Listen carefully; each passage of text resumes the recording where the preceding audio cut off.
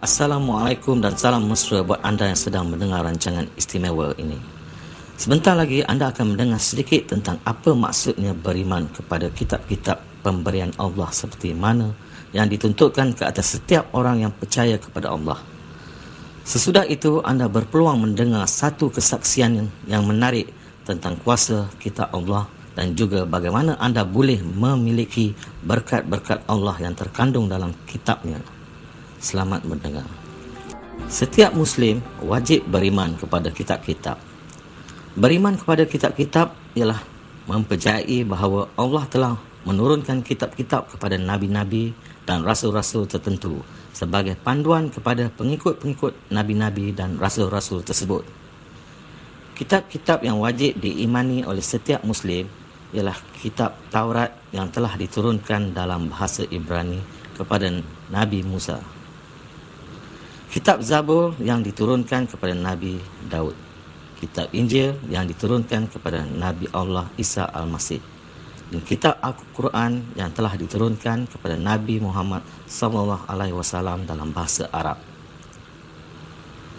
Tentang kitab Taurat, Allah berfirman dalam surah Al-Furqan ayat 35. Dan sesungguhnya telah kami berikan Alkitab kepada Musa dan kami telah menjadikan Harun saudaranya menyertainya sebagai wazir. Tentang kitab Zabur pula, firman Allah dalam surah Al-Isra ayat 55, dan kami berikan Zabur kepada Daud.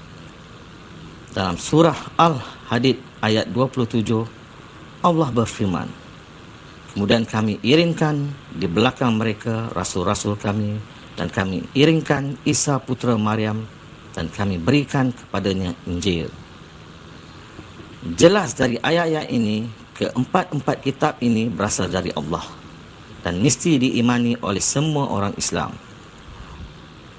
Walaupun begitu, mereka yang tidak beriman kepada kitab-kitab Allah ini akan ada sepanjang zaman, dan pada hari kiamat mereka akan dikumpulkan dalam satu kumpulan. Firman Allah dalam surah Al-Naml ayat 83 dan 84. Adakah kamu mendustakan ayat-ayat keteranganku dan tidak terlebih dahulu kamu mengetahuinya secara meliputi? Atau apakah yang kamu telah lakukan? Kita mendustakan ayat-ayat pemberian Allah apabila kita tidak mengetahuinya secara menyeluruh. Untuk meliputi sepenuhnya ayat-ayat Allah Subhanahu Wa Taala, kita mesti membaca ke semua kitab-kitab Allah serta mengimani apa yang terkandung di dalamnya. Setelah mengatakan itu, marilah kita mendengar kesaksian seorang wanita Melayu yang telah membaca keempat-empat kitab yang telah diturunkan Allah ini dan bagaimana pengalaman itu mengubah hidupnya. Inilah kisahnya.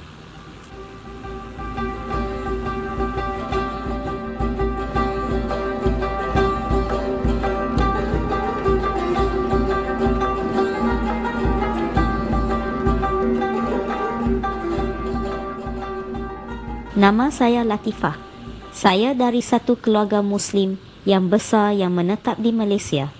Walaupun keluarga saya tidak serius dalam mengamalkan ajaran-ajaran Islam, saya selalu berdoa 5 kali sehari dan melakukan semua yang dituntut oleh Islam. Saya serius melakukannya walaupun saya tidak faham sepenuhnya apa yang saya lakukan. Saya melakukan semua ini untuk Allah. Saya rasa saya perlu Allah dalam hidup saya. Pada setiap hari Jumaat, teman-teman sekerja saya yang beragama Kristian mengadakan satu perjumpaan di tingkat saya bekerja. Saya selalu mendengar mereka menyanyi dan saya tertanya kenapa mereka melakukannya. Satu hari, saya menanya seorang teman sekerja saya yang beragama Islam, apa yang mereka buat? Dia berkata, Injil orang Kristian telah dicemarkan. Saya tahu hal ini kerana dalam keluarga saya, kami diajar bahawa kami tidak boleh meminta atau melihat Alkitab. Kami percaya kalau sentuh Injil pun berdosa. Ramai teman tempat kerja saya datang mengongsi Angel dengan saya kerana mereka lihat saya pendiam dan mempunyai minda terbuka. Saya tidak mahu dengar kata-kata mereka dan tidak percaya apa yang mereka kongsikan. Orang terakhir berkongsi dengan saya tentang Injil Isa Al-Masih ialah seorang lelaki di tempat kerja saya. Kami kawan baik dan senang bercakap serta berjenaka. Kerana kami kawan baik, saya terbuka kepada kata-kata dan soalan-soalannya. Dia telah diberi sebuah buku yang menceritakan bagaimana dua orang Muslim dari Pakistan mengenal Isa Al-Masih. Setelah membaca buku itu, dia sering bertanya kepada saya tentang amalan-amalan orang Islam. Satu hari, dia bertanya saya, "Apa akan terjadi jika hari ini anda mati? Bolehkah anda beritahu saya, anda pasti akan pergi ke syurga?" Saya berkata, saya tidak pasti, tetapi saya perlu buat ini dan itu, seperti mana diajar dalam Al-Quran. Saya juga mengambil peluang mengajar dia mengikut cara Islam. Kemudian, dia mendapatkan beberapa kesaksian orang Islam yang menjadi pengikut Isa Al-Masih dari internet dan memberi kepada saya untuk dibaca. Masa itu tidak mudah bagi saya. Saya berdoa kepada Allah dan berkata, "Jika Alkitab ini firman-Mu, Engkau bukalah hati saya. Saya serahkan konflik ini kepada Allah. Saya tidak dapat pilih lagi." Saya masih lagi teringat soalannya ketika dia bertanya di manakah kamu akan pergi setelah mati. Pada masa itu, saya tidak tahu di mana saya akan pergi selepas mati. Setelah berdoa meminta petunjuk dan penyelesaian dari Allah, saya rasa perubahan yang perlahan-lahan dalam hati saya. Sehingga satu hari, saya minta kawan saya itu untuk membeli Alkitab untuk saya. Dia akhirnya memberi saya sebuah Alkitab. Saya berdoa dahulu sebelum membacanya dan meminta bantuan Allah. Apabila saya membaca Alkitab, saya dapat rasa kasih. Saya pernah berkata kepada kawan saya itu, Allah dalam Alkitab Allah kasih. Dia tidak berkata buat dosa, masuk neraka, curi potong tangan. Saya dapat rasa kasih apabila membaca Alkitab. Saya rasa firman dalam Alkitab sangat penuh kasih, sehingga boleh rasa kasih apabila membacanya. Bila membaca Alkitab, saya tidak ada rasa takut. Sebaliknya, ada damai dan kasih memenuhi hati saya. Ada masa saya rasa dahaga dan ada masa saya rasa gembira apabila membaca Alkitab. Pada satu hari, kawan saya memberi saya satu ilustrasi yang telah membantu saya.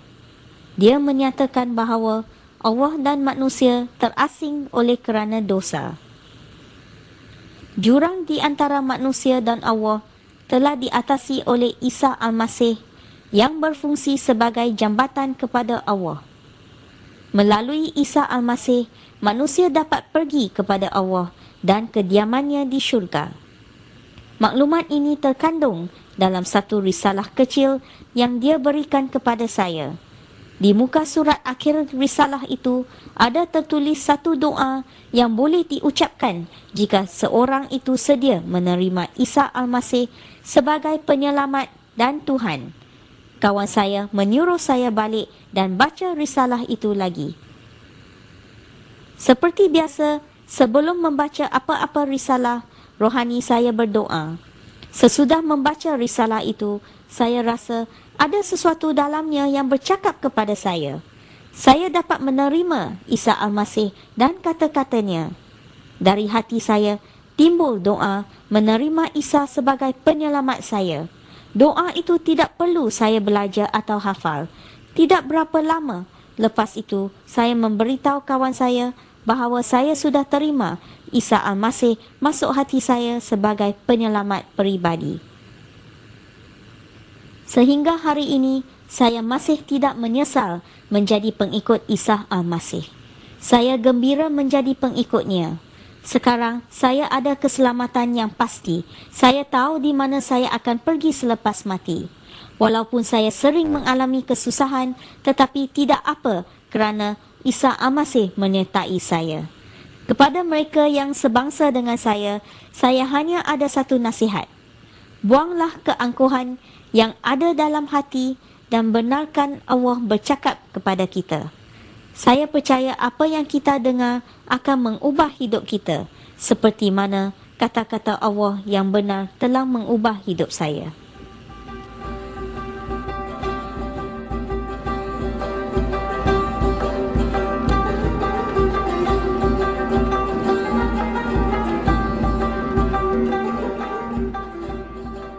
Allah telah menurunkan kitab-kitab kepada nabi-nabi dan rasul-rasul tertentu sebagai panduan kepada pengikut-pengikut nabi-nabi dan rasul-rasul tersebut. Kitab-kitab pemberian Allah ini mendedahkan kehendak Allah bagi manusia dan prinsip-prinsip yang mulia yang patut diamalkan semasa di dunia ini dan juga untuk bekalan pada hari kiamat nanti. Sebagai orang Muslim, kita mengaku percaya kepada semua kitab-kitab yang telah diturunkan oleh Allah. Menyangkal semua kitab-kitab selain Al-Quran bercanggah dengan pengakuan iman mana-mana Muslim yang benar. Dalam surah Al-Nisa ayat 136 ada tertulis peringatan ini. Hai orang-orang yang beriman, berimanlah kamu kepada Allah dan Rasulnya, dan kitab yang diturunkan kepada Rasulnya Muhammad, dan kitab yang diturunkan sebelum itu. Barang siapa yang kafir, ingkar kepada Allah, malaikat-malaikatnya, kitab-kitabnya, rasul-rasulnya dan hari yang kemudian, maka sesungguhnya telah sesat ia dengan kesesatan yang jauh. Allah sendiri menggalakkan umat Islam untuk membaca kitab-kitab pemberiannya selain dari Al-Quran untuk mendapatkan penjelasan dan fahaman yang lengkap. Allah juga mengaku bahawa pemilik dan pemeliharaan kitab-kitab Allah selain dari Al-Quran ialah pembaca-pembaca kitab-kitab itu sendiri, yakni orang Yahudi dan Kristian. Allah berfirman dalam surah Yunus ayat 94. Jika engkau syak wasangka tentang apa yang kami turunkan kepada engkau, ya Muhammad, hendaklah engkau tanyakan kepada orang-orang yang membaca kitab sebelum engkau. Kepada membaca kitab-kitab inilah harus kita pergi dan bertanya. Kepada mereka lah harus kita pergi untuk mendapatkan kitab-kitab Allah yang mulia ini. Ini adalah arahan dari Allah kepada Nabi Muhammad. Dan saya pasti arahan kepada setiap Muslim yang mahu memahami imannya dengan lengkap. Mengapa tidak anda hampiri seorang pembaca Alkitab dan minta senaskah kitab yang mereka miliki? Saya percaya akan ada pengikut-pengikut Isa Al-Masih di mana kita berada yang sudi memberi anda senaskah kitab bacaan mereka. Jika anda mengalami apa-apa kesulitan, hubungilah kami di alamat yang tertera di atas sampul kaset ini. Kami akan mengirimkan anda senaskah Alkitab dengan percuma. Akhir kata, apakah yang mungkin membuat Puan Latifah begitu yakin bahawa Allah mengasihinya dan keselamatannya sesudah ia meninggal dunia terjamin?